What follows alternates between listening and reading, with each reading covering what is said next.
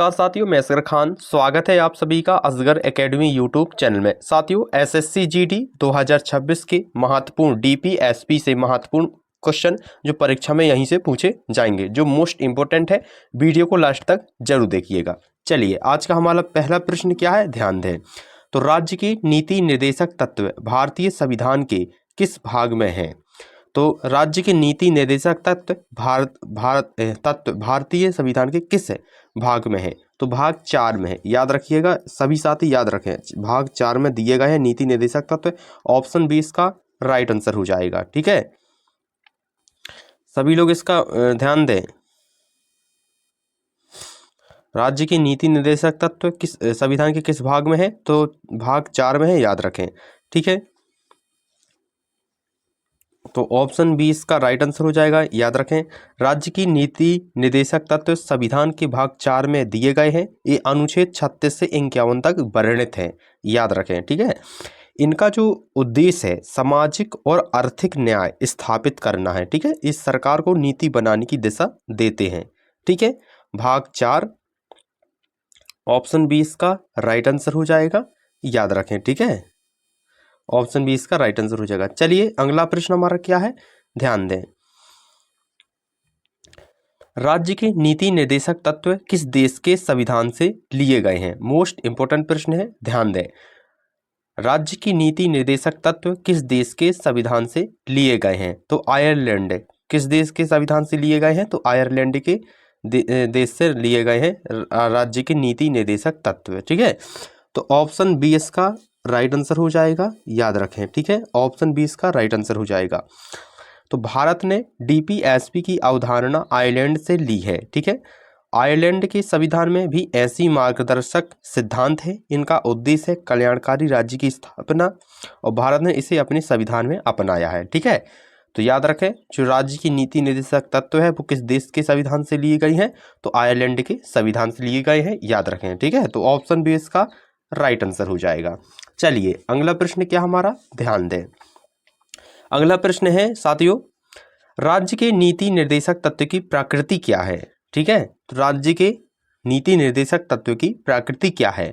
तो गैर न्यायिक है, यानी कि ऑप्शन बी गैर न्यायिक। यहाँ ध्यान दें, ऑप्शन बी इसका राइट आंसर हो जाएगा। तो डीपीएसपी को अदालत में लागू नहीं कराया जा सकता। ठीक है, राज्य नीति निर्देशक तत्व को अदालत में लागू नहीं कराया जा सकता। ये केवल राज्य को मार्गदर्शन देते हैं। ठीक है, सरकार नीति बनाने स्वयं इन्हें ध्यान में रखती है, इसलिए इन्हें गैर न्यायिक अधिकार कहा जाता है। गैर न्यायिक अधिकार कहा जाता है, यानी कि नीति निर्देशक तत्व की जो प्रकृति वो क्या है? तो गैर न्यायिक है, यानी कि ऑप्शन बी इसका राइट आंसर हो जाएगा। चलिए, अगला प्रश्न क्या हमारा, ध्यान दें। क्वेश्चन नंबर 14, सभी साथी ध्यान दें। राज्य के नीति निर्देशक तत्व किस अनुच्छेद से शुरू होते हैं?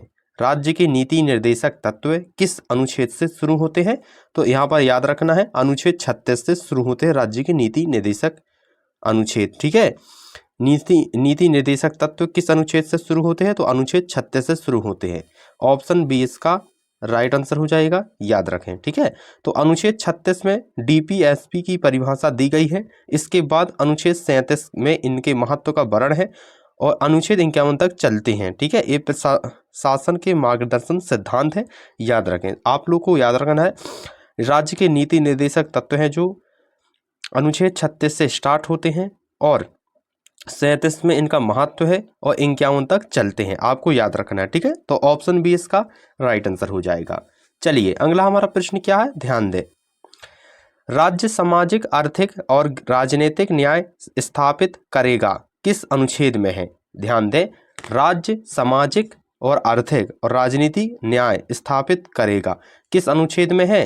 तो अनुच्छेद 38 में है। यहाँ पर ध्यान दें, अनुच्छेद 38, यानी कि ऑप्शन ए इसका राइट आंसर हो जाएगा। याद रखें, ठीक है, तो अनुच्छेद 38 में सामाजिक, आर्थिक और राजनीतिक न्याय की बात की गई है। यह समाज में असमानता काम करने पर जोर देता है, राज्य को कल्याणकारी नीति बनाने का निर्देश भी देता है। यह डीपीएसपी का मुख्य उद्देश्य है। ठीक है, राज्य नीति निर्देशक तत्व का जो मुख्य उद्देश्य है वो क्या है प्यारे साथियों? कल्याणकारी नीति बनाने का निर्देश देता है। कौन? राज्य नीति निर्देशक तत्व। ठीक है, तो अनुच्छेद 38 में दिए गए हैं जी। किस अनुच्छेद में दिया गया है? तो अनुच्छेद 38 में, याद रखना है ऑप्शन ए इसका राइट आंसर हो जाएगा। चलिए अगला हमारा प्रश्न क्या है, ध्यान दें, ध्यान दें। समान कार्य के लिए समान वेतन का प्रावधान किस अनुच्छेद में है? समान कार्य के लिए समान वेतन का प्रावधान किस अनुच्छेद में है? तो अनुच्छेद 39 में है, यानी कि ऑप्शन बी इसका राइट आंसर हो जाएगा। ठीक है, अनुच्छेद 39 में है, समान कार्य के लिए समान वेतन का प्रावधान है, अनुच्छेद 48 में है, 39 में है, याद रखिएगा ऑप्शन बी इसका राइट आंसर हो जाएगा। ठीक है, तो अनुच्छेद 39 में समान वेतन का सिद्धांत दिया गया है। यह पुरुष और महिला दोनों के लिए एक समान वेतन की बात करता है। इसका उद्देश्य है आर्थिक समानता स्थापित करना। यह सामाजिक न्याय का महत्वपूर्ण एक हिस्सा है, जो कि महिला हो चाहे पुरुष हो, एक अगर समान आप कार्य करते हैं तो आपको समान वेतन दी जाएगी। ठीक है, तो ये किस में है, 39 में, अनुच्छेद 39 में है। ठीक है, तो ऑप्शन बी इसका राइट आंसर हो जाएगा। चलिए अगला हमारा प्रश्न क्या है, ध्यान दें। ग्राम पंचायतों की स्थापना का प्रावधान किस अनुच्छेद में है? यहाँ पर ध्यान दें, मोस्ट इंपोर्टेंट प्रश्न है, एसएससी जीडी में कई बार पूछा भी गया है। ग्राम पंचायतों की आपकी परीक्षा में पूछा गया है जी। ठीक है, तो ग्राम पंचायतों की स्थापना का प्रावधान किस अनुच्छेद में है? तो साथियों अनुच्छेद 40 में है। ठीक है, अनुच्छेद 40 में है, यानी कि ऑप्शन ए इसका राइट आंसर हो जाएगा। ठीक है, अनुच्छेद 40 राज्य को ग्राम पंचायत स्थापित करने का निर्देश देता है। यह स्थानीय शासन को मजबूत करता है। पंचायती राज व्यवस्था इसी सिद्धांत पर आधारित है। यह लोकतंत्र को जमीनी स्तर तक पहुंचाता है। कौन? अनुच्छेद 40। ठीक है, आपको याद रखना है जो ग्राम पंचायतों की स्थापना का प्रावधान है वो किस अनुच्छेद में है? तो अनुच्छेद 40 में है, आपको याद रखना है।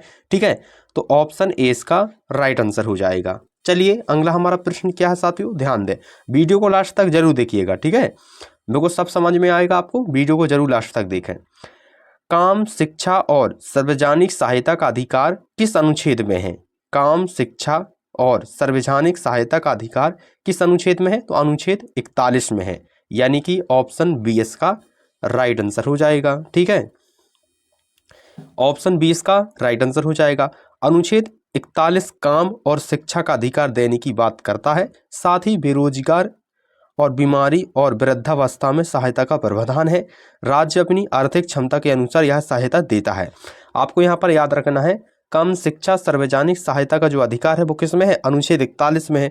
ठीक है, अगर आप बेरोजगार है, बीमार है और वृद्धावस्था है आपकी, अगर कोई भी इनमें से कोई भी समस्या है तो इसका जो प्रावधान है वो किस अनुच्छेद में है? तो अनुच्छेद 41 में है, आपको याद रखना है। इसके अनुसार राज्य अपनी क्षमता के अनुसार, जितनी मतलब आर्थिक क्षमता के अनुसार राज्य आपको सहायता देगा। ठीक है, अनुच्छेद किस में है? अनुच्छेद 41 में है, आपको याद रखना है। ठीक है, तो अनुच्छेद 41 में यही कहा गया है कि बेरोजगार, बीमारी और वृद्धावस्था में सहायता का प्रावधान दिया गया है, जो कि राज्य अपनी आर्थिक क्षमता के अनुसार आपको मदद देगा। ठीक है, तो आपको याद रखना है। तो अनुच्छेद 41 में यह प्रावधान दिया गया है, कम शिक्षा सार्वजनिक सहायता का अधिकार अनुच्छेद 41 में है। ठीक है, तो याद रखें ऑप्शन बी इसका राइट आंसर हो जाएगा। चलिए अगला हमारा प्रश्न क्या है, ध्यान दें। अगला प्रश्न है साथियों, कम की मानवीय परिस्थितियां और मृत्यु राहत किस अनुच्छेद में है? काम की मानवीय परिस्थितियां और मृतत्व राहत किस अनुच्छेद में है? तो अनुच्छेद 42 में है। यहाँ पर अब याद रखना है अनुच्छेद 42 में क्या है? ऑप्शन बी इसका राइट आंसर हो जाएगा। अनुच्छेद 42 में क्या है? तो अनुच्छेद 42 में श्रमिकों के लिए मानवीय काम की स्थिति की बात करता है। इसमें मृत तत्व राहत का प्रावधान भी शामिल है। यह श्रमिक कल्याण को बढ़ावा देता है और राज्य श्रमिक की सुरक्षा सुनिश्चित करनी चाहिए। ठीक है, तो यहाँ पर अब थोड़ा सा समझने की बात है, यहाँ पर ध्यान दें। ये कह रहा है अनुच्छेद 42। ठीक है, क्या कह रहा है यहाँ पर ध्यान दें, कम की मानवीय परिस्थितियां और मृत तत्व राहत किस अनुच्छेद में है? तो अनुच्छेद 42 में है, आपको यहाँ पर याद रखना है अनुच्छेद 42। ठीक है, तो अनुच्छेद 42 है जो 42 श्रमिकों के लिए मानवीय, अनुच्छेद 42 श्रमिकों के लिए मानवीय काम की स्थिति बात करता है। इसमें मातृ तत्व राहत का प्रावधान भी शामिल है। यह श्रमिक कल्याण को बढ़ावा देता है। यह राज्य को श्रमिक सुरक्षा और सुनिश्चित करनी चाहिए। ठीक है, जो किस में दिया गया है? तो अनुच्छेद 42 में, आपको याद रखना है। ठीक है, ऑप्शन बी इसका राइट आंसर हो जाएगा। चलिए अगला हमारा प्रश्न क्या है, ध्यान दें। ठीक है, चलिए ध्यान दें। तो मजदूरों के लिए जीवन यापन योग्य वेतन का प्रावधान किस अनुच्छेद में है? यहाँ पर आप ध्यान दें, मजदूरों के लिए जीवन यापन योग्य वेतन का प्रावधान किस अनुच्छेद में है? तो अनुच्छेद 43 में है। आपको अब याद ध्यान देना है, अनुच्छेद 43, ऑप्शन बी इसका राइट आंसर हो जाएगा। अनुच्छेद 43 श्रमिकों को उचित वेतन देने की बात करता है अनुच्छेद 43। ठीक है, इसमें उनका जीवन स्तर बेहतर हो सके, यह सामाजिक और आर्थिक सुरक्षा का हिस्सा है। राज्य को श्रमिक कल्याण की जिम्मेदारी दी गई है। किससे दी गई है? राज्य को श्रमिक कल्याण की जिम्मेदारी दी गई है। और किस अनुच्छेद में लिखा है? तो अनुच्छेद 43 में, यानी कि जिक्र किया गया है। ठीक है, तो अनुच्छेद 43 में श्रमिकों को उचित वेतन देने की बात करता है। ठीक है, याद रखना है। और यह राज्य की श्रमिक कल्याण की जिम्मेदारी दी गई है राज्य को। ठीक है, तो याद रखें, ऑप्शन बी इसका राइट आंसर हो जाएगा। चलिए अगला हमारा प्रश्न क्या है, ध्यान दें। अगला प्रश्न है, ध्यान दें, समान नागरिक संहिता किस अनुच्छेद में है? समान नागरिक संहिता किस अनुच्छेद में है? तो अनुच्छेद 44 में। आपको याद रखना है, अनुच्छेद 44 में क्या कहा गया है? समान नागरिक संहिता अनुच्छेद 44 में है। ठीक है, तो समान नागरिक संहिता का प्रावधान करता है अनुच्छेद 44। इसका उद्देश्य है सभी नागरिक के लिए समान कानून बनाना, यानी कि ऐसा नहीं है कि किसी कास्ट को कुछ कानून लागू हो और किसी को कुछ हो, तो एक सबके लिए समान है। यह अनुच्छेद किस में है? अनुच्छेद 44 में है। ठीक है, समान नागरिक संहिता का प्रावधान है। इसका जो उद्देश्य है सभी नागरिकों के लिए समान कानून बनाना है। यह विवाह और संस्कृति से जुड़े कानून में समानता लाता है। ठीक है, तो ऑप्शन बी इसका राइट आंसर हो जाएगा। चलिए अगला हमारा प्रश्न क्या है, ध्यान दें। बच्चों के लिए प्रारंभिक शिक्षा का प्रावधान किस अनुच्छेद में है? ये मोस्ट इंपोर्टेंट है, आप मान के चलिए आपकी परीक्षाओं में पूछा ही जाएगा। ठीक है, इसी से प्रश्न आपके बनेंगे, परीक्षा में आपकी पूछे जाएंगे, इसलिए ध्यान दें। बच्चों के लिए प्रारंभिक शिक्षा का जो प्रावधान है वो किस अनुच्छेद में है? तो अनुच्छेद 45 में है। आपको यहाँ पर याद रखना है। ठीक है, तो अनुच्छेद 45 यानी कि ऑप्शन बी इसका राइट आंसर हो जाएगा। तो अनुच्छेद 45 में बच्चों के लिए प्रारंभिक शिक्षा का प्रावधान था और 46वें संशोधन के बाद शिक्षा मौलिक अधिकार बन गया है। यहाँ पर अब ध्यान दें, अनुच्छेद जो 45 था उसमें बच्चों की प्रारंभिक शिक्षा का प्रावधान हुआ करता था। ठीक है, लेकिन अब बदल गया है, क्या कर दिया गया? 46वें जब संशोधन हुआ संविधान का, तो अब शिक्षा को मौलिक अधिकार बना दिया गया है। ठीक है, तो इसलिए जो मौलिक अधिकार है वो कितने हो गए हैं? हमारे 11 हो गए हैं, आपको याद रखना है। तो यह अनुच्छेद 21A में शामिल है। आप किसमें है? अनुच्छेद 21A में शामिल है। इससे शिक्षा को बढ़ावा मिला है। ठीक है, जिससे बच्चे पढ़े, इसलिए यह प्रावधान लागू किया गया था। ठीक है, तो अनुच्छेद 45 बच्चों के लिए प्रारंभिक शिक्षा का प्रावधान था और 46वें संशोधन होने के कारण से शिक्षा को मौलिक अधिकार में बदल दिया गया है। ठीक है, यानी कि जिस सबके अधिकार है कि शिक्षा सब पढ़ें। ठीक है, इसलिए यह मौलिक अधिकार बना दिया गया। तो याद रखें, अनुच्छेद 21A में शामिल किया गया है, जिससे शिक्षा को बढ़ावा मिले और बच्चे पढ़ें। ठीक है, तो मौलिक अधिकार बना दिया गया है, जिसके वर्तमान में मौलिक अधिकार 11 हो गए हैं, याद रखें। तो ऑप्शन बी इसका राइट आंसर हो जाएगा। तो बच्चों की प्रारंभिक शिक्षा का जो प्रावधान है वो किस अनुच्छेद में? तो अनुच्छेद 44 में है, आपको याद रखना है। ऑप्शन बी इसका राइट आंसर हो जाएगा। चलिए, लेकिन अब बात की जाए, अब यह अनुच्छेद कब में, कितने में है, मतलब किस अनुच्छेद में है? तो 21A में शामिल किया गया है शिक्षा को मौलिक अधिकार में। ठीक है, तो याद रखें, तो ऑप्शन बी यहाँ पर राइट होगा। चलिए अगला हमारा प्रश्न क्या है, ध्यान दें। अनुसूचित जाति और जनजाति के हितों की रक्षा किस अनुच्छेद में है? तो अनुसूचित जाति और जनजाति के हितों की रक्षा किस अनुच्छेद में है? तो अनुच्छेद 46 में है, याद रखें। ठीक है, अनुसूचित जाति और जनजाति हितों की रक्षा, यानी कि अनुसूचित जाति और उनकी जनजाति की हितों की रक्षा किस अनुच्छेद में है? तो अनुच्छेद 46 में है, आपको याद रखना है। ठीक है, अनुच्छेद 46 में है। ठीक है, कमजोर वर्गों के हितों की रक्षा करता है। इसमें SC और ST के विकास पर जोर है। राज्य को उनकी शिक्षा और आर्थिक विकास के लिए काम करना चाहिए। ठीक है, यह सामाजिक न्याय को बढ़ावा देता है। तो अच्छा ध्यान दें, जो अनुसूचित जाति होती हैं और जनजाति होती हैं उसकी हितों की रक्षा करने के लिए किस अनुच्छेद में वर्णित है? तो अनुच्छेद 46 में वर्णित है। ठीक है, यानी कि कमजोर जो वर्ग होते हैं उनकी हितों की रक्षा करना इसमें SC व ST के विकास पर जोर देना, या क्या है, राज्य के उनकी शिक्षा और आर्थिक विकास के लिए काम करना चाहिए।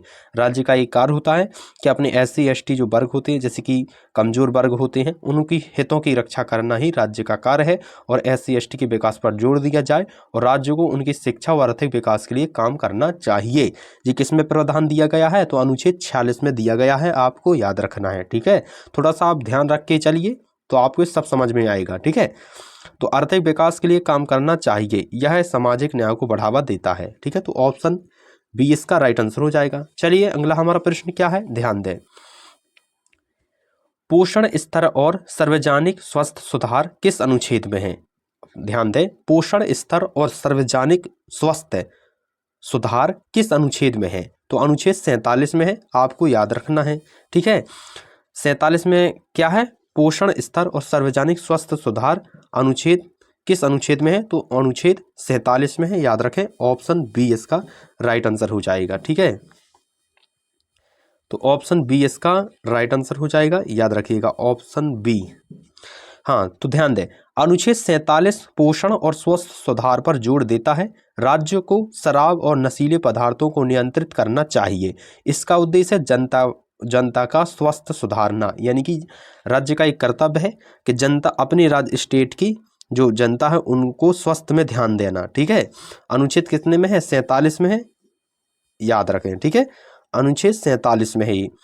तो अनुच्छेद 47 में जो है, राज्य में शराब और नशीले पदार्थों को नियंत्रित करना ये राज्य का कार्य है। ये ठीक है, इसका जो उद्देश्य है जनता का स्वास्थ्य सुधारना है, यह जन कल्याण की नीति बनाना है जिससे व्यक्ति जागरूक हो और शराब नशीली पत्ती को हाथ न लगाए। ये अनुच्छेद किसमें प्रावधान है, तो 47 में दिया गया है कि राज्य को अपनी शराब नशीले पदार्थों को नियंत्रित करे, कम करे, जिससे जनता की स्वास्थ्य में सुधार आए। ठीक है, तो ये अनुच्छेद का जो प्रावधान है वो किस प्रावधान में दिया गया है, तो अनुच्छेद 47 में यह प्रावधान दिया गया है। ठीक है, तो ऑप्शन बी इसका राइट आंसर हो जाएगा, याद रखें। चलिए अगला हमारा प्रश्न क्या है, ध्यान दें। अगला हमारा प्रश्न साथियों ध्यान दें, कृषि और पशुपालन का संगठन किस अनुच्छेद में है। कृषि और पशुपालन का संगठन किस अनुच्छेद में है, तो अनुच्छेद 48 में है। ठीक है, याद रखें अनुच्छेद 48, ऑप्शन बी इसका राइट आंसर हो जाएगा। अनुच्छेद 48 कृषि और पशुपालन के विकास की बात करता है। इसमें वैज्ञानिक तरीका का उपयोग करने पर जोड़ दिया गया है और पशुओं की नस्ल सुधारने का उल्लेख भी यह ग्रामीण अर्थव्यवस्था को मजबूत करता है। तो ये अनुच्छेद किस में प्रावधान दिया गया है, तो 48 अनुच्छेद में यह दिया गया है कि कृषि और पशुपालन का संगठन है जो 48 में दिया गया है। 19 मतलब अनुच्छेद 48 में यह प्रावधान दिया गया है कि पशुओं की नस्ल में सुधार का उल्लेख किया गया है अनुच्छेद 48 में, और कृषि और पशुपालन के विकास की बात करता है अनुच्छेद 48। आपको याद रखना है, इसी से संबंधित है, कृषि और पशुपालन से संबंधित है अनुच्छेद 48। ठीक है, आप लोग थोड़ा सा याद रखें, तो ऑप्शन बी इसका राइट आंसर हो जाएगा।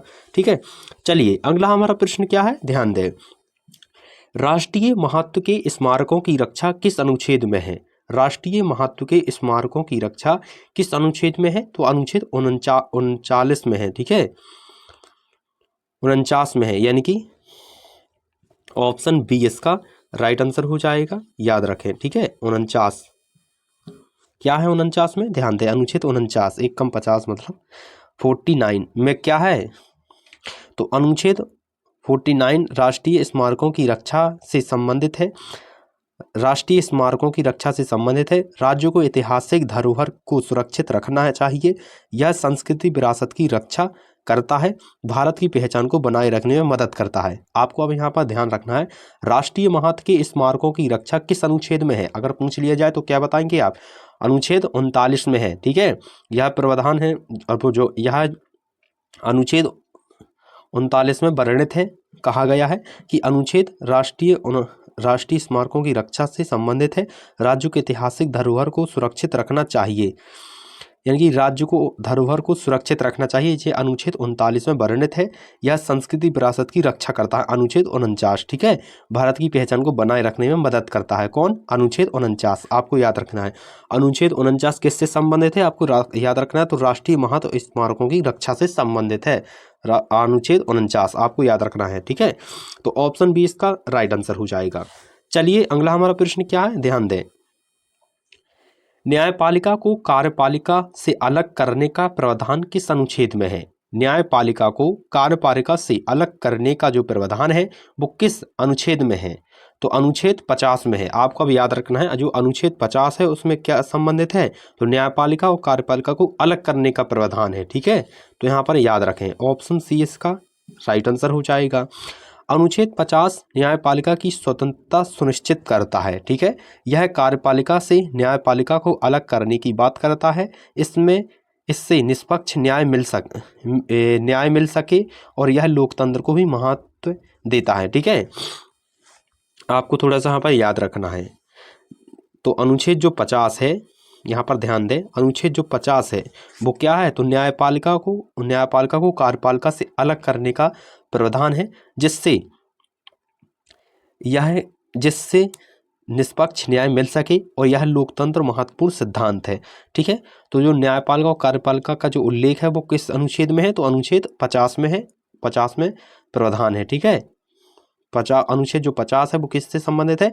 न्यायपालिका और कार्यपालिका को अलग करने का प्रावधान है। ठीक है, तो याद आपको रखना है, ऑप्शन सी इसका राइट आंसर हो जाएगा। चलिए अगला हमारा प्रश्न क्या है, ध्यान दें। अंतर्राष्ट्रीय शांति और सुरक्षा को बढ़ावा देने का प्रावधान किस अनुच्छेद में है? अब आपको याद रखना है, अंतर्राष्ट्रीय शांति और सुरक्षा को बढ़ावा देने का प्रावधान है जो किस अनुच्छेद में है? तो अनुच्छेद 51 में है। ठीक है, आपको याद रखना है अनुच्छेद 51, यानी कि ऑप्शन डी इसका राइट आंसर हो जाएगा। अनुच्छेद 51 है जो अंतर्राष्ट्रीय शांति की बात करता है। भारत को अन्य देशों के साथ अच्छे संबंध रखने चाहिए, ये कौन कहता है? अनुच्छेद 51 कहता है। ठीक है, तो यह वैश्विक सहयोग को बढ़ावा देता है। यह विदेश नीति से भी जुड़ा है। आपको यहाँ पर याद रखना है, अंतर्राष्ट्रीय की अगर बात आई जाए और अंतर्राष्ट्रीय शांति सुरक्षा की बात आई जाए तो आपको अनुच्छेद 51 को याद रखना है। ठीक है, कि यह प्रावधान किस में दिया गया है? तो अनुच्छेद 51 में दिया गया है। क्या दिया गया है? अंतर्राष्ट्रीय शांति की बात करता है, भारत के अन्य देशों के साथ अच्छे संबंध रखने की बात करता है, यह वैश्विक सहयोगिता को बढ़ावा देने का बात करता है और यह विदेश नीति से जुड़े रहने की भी बात करता है। कौन? अनुच्छेद 51 आपको यहाँ पर याद रखना है। ठीक है, तो ऑप्शन डी इसका राइट आंसर हो जाएगा। चलिए अगला प्रश्न क्या हमारा, ध्यान दें, सभी लोग ध्यान दीजिएगा। ठीक है, चलिए ध्यान दें। राज्य के नीति निर्देशक तत्वों को लागू करने के लिए कौन सा बद्ध नहीं है? ठीक है, यहाँ पर आपको याद रखना है, राज्य की नीति निर्देशक तत्व को लागू करने के लिए कौन बद्ध नहीं है? तो डीपीएसपी न्यायालय द्वारा लागू नहीं की जा सकते, यानी ठीक है, न्यायालय द्वारा, यहाँ पर याद रखना है न्यायालय। ठीक है, तो इनका जो पालन है सरकार को करना होता है। डीपीएसपी न्यायालय द्वारा लागू नहीं किए जा सकते, यानी कि नीति निर्देशक तत्व न्यायालय द्वारा लागू नहीं किए जा सकते। ठीक है, इनका जो पालन है सरकार को करना होता है। अदालत इन्हें लागू करने का आदेश नहीं दे सकती, ये केवल मार्गदर्शन सिद्धांत है। तो यहाँ पर याद रखें, ऑप्शन सी इसका राइट आंसर हो जाएगा। ठीक है, राज्य के नीति निर्देशक तत्व को लागू करने के लिए कौन बद्ध नहीं है? मतलब न्यायालय इसे लागू नहीं कर सकता, नीति निर्देशक तत्व को। ठीक है, न्यायालय इसे लागू नहीं कर सकता। यह जो प्रावधान है आपको बताना, यह प्रावधान किस उसमें दिया गया है, आप लोग जरूर कमेंट में बताइएगा। ठीक है, तो न्यायालय द्वारा लागू नहीं किए जा सकते, इनका पालन करने को इनका जो पालन है सरकार को करना होता है। अदालत इन्हें लागू करने का आदेश नहीं दे सकती, ये केवल मार्गदर्शक सिद्धांत है।